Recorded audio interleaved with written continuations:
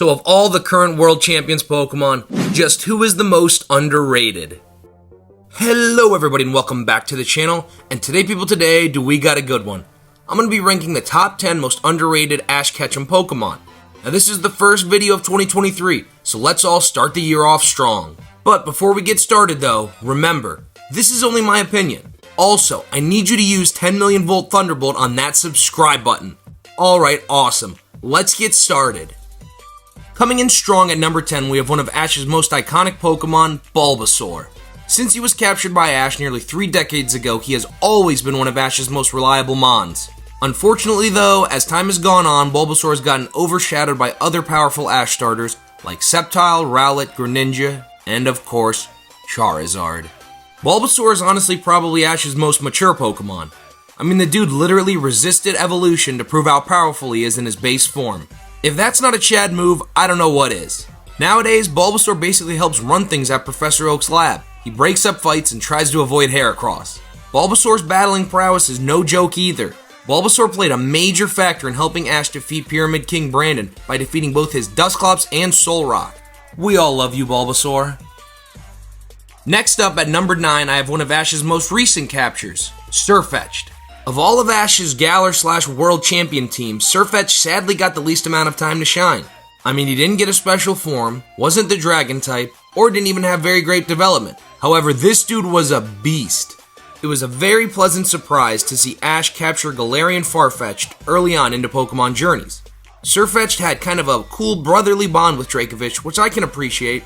Sirfetch'd is kinda low on this list because recently he's gotten much more deserved appreciation. In the Masters 8 tournament, Sirfetch'd was honestly such a great utility Pokemon. He destroyed Stealth Rocks and fixed a frozen battleground. However, Sirfetch'd's MVP moment was when he changed the tide of the semi-final battle against Cynthia by defeating her Milotic and almost KOing her freaking Garchomp.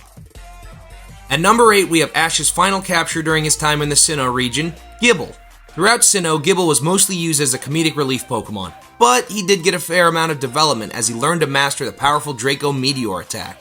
Man, I can only imagine how powerful this guy would have been if Ash fully evolved him all the way up to a Garchomp.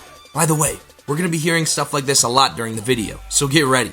Anyway, Ash probably would have gotten all the way to that League Championship a few series earlier if this had happened.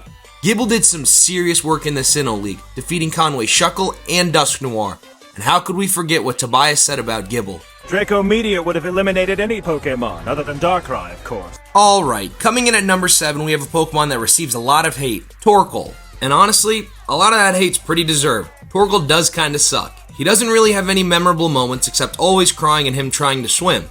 But Torkoal earns his spot on this list for a single performance.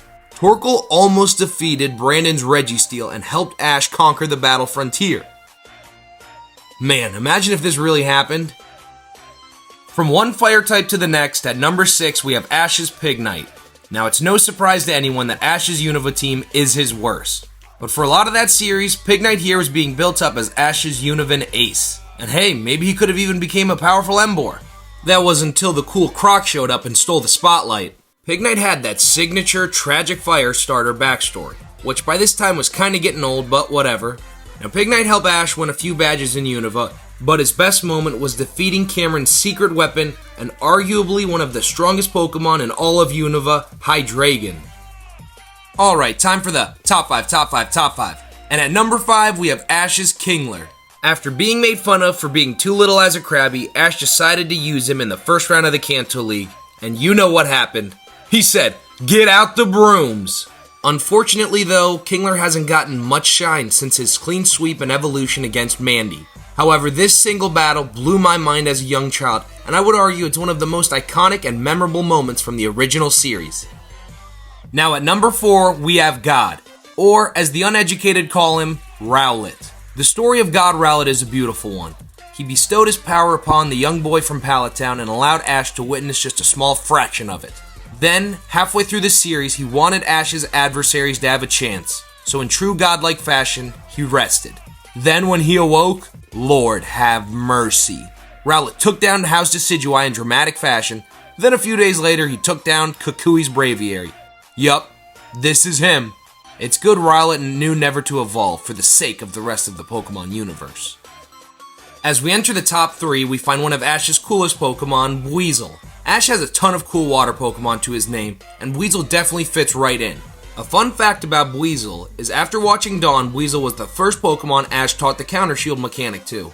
Throughout Sinnoh, Weasel did some really solid work. He had one of the best battles of the time against Maylene's Lucario. Plus, remember when he created that Ice Aqua Jet? And check out how he did Paul's Gastrodon in the Sinnoh League. Just imagine this guy as a Floatzel though. Finally, coming in at the penultimate spot, we have Ash's best regional bird, Swellow. Where do we even begin with Swellow? I mean, before Sceptile came along in the Battle Frontier arc, Swellow was undoubtedly the Hoenn ace. As a Tailo, he was Ash's first capture in the new Hoenn region, and he was even able to tank a few Thunderbolts from Pikachu. Then, when he evolved, it was game over. He moves at Mach speeds, catches Rolling Donphans, and beats his shiny rivals. And yes, you already know. Thunder Armor. Thunder Armor is iconic, controversial, and overall really cool. Now I think Thunder Armor was the writer's way of displaying the Guts ability in the anime. Also, I gotta make note of this. Swellow is the king of double battles. Like when he teamed up with Pikachu against Tate and Liza. But even more impressive is when he took down Domace Tucker's Arcanine and Swampert with the help of Corphish. Oh, and speaking of, at number 1 we have Ash's Corphish. Now this little crustacean's power was not yet realized by me until I rewatched the Hoenn arc, and wow, this dude's a monster! Before Greninja came along with all his forms and plot armor, I'll come out and say it, until the frog, Corphish was Ash's all-time strongest water-type Pokemon. Personality-wise, he's kinda derpy, which I love, and he really came on strong during the end of the Hoenn arc and into the Battle Frontier. In the Hoenn League, he grabbed and threw a Golduck, then swept through 2 of Morrison's Pokemon. And as previously mentioned, he and Swellow took down Tucker's Arcanine and Swampert. Then later on, he defeated Salon Maiden Annabelle's Alakazam. Wow. Corphish deserves your respect, and more importantly, he deserves to be talked about more. Imagine what godlike powers this guy would have if he was a Crawdad. Well guys, that's gonna do it for today's video. This one was a ton of fun to make. Now I think all of these Pokemon are great and deserve a ton of credit for the work and development they've done. But honestly, I'm dying to hear what you guys think of this list, and who else you think deserves a mention. Thanks so much guys, and Happy New Year's. Let's make 2023 awesome together.